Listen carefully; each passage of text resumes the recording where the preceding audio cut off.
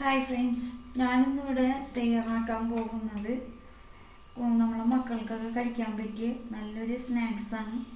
അതിന് വേണ്ടിയിട്ട് മൈദ, ഒരു മുട്ട, ഏലക്ക, ഉപ്പ്, നമ്മുടെ പഴം, ചെറിയ പഴം, പിന്നെ നെയ്യ്, പഞ്ചസാര, നാളികേരം ഇതോ വെച്ചിട്ടാണ് നമ്മൾ തയ്യാറാക്കുക. ഇനിയത് പൊടിക്കുകയും ഇത് കലക്കുകയൊക്കെ ചെയ്തതിന് ശേഷം പിന്നെ നമുക്ക് കാണാം.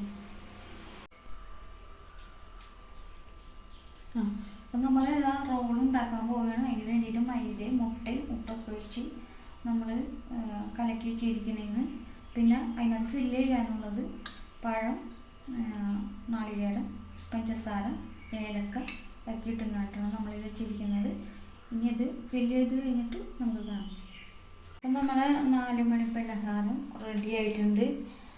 എല്ലാവരും ട്രൈ ചെയ്യുക. അപ്പോൾ ഇതിന് വേണ്ടിയിട്ട് മൈദ, മുട്ട കൂട്ടിയിട്ട് ഉപ്പും കൂട്ടിയാണ് നമ്മൾ അടിച്ചെടുത്തതാണ്. എന്നിട്ട് അത്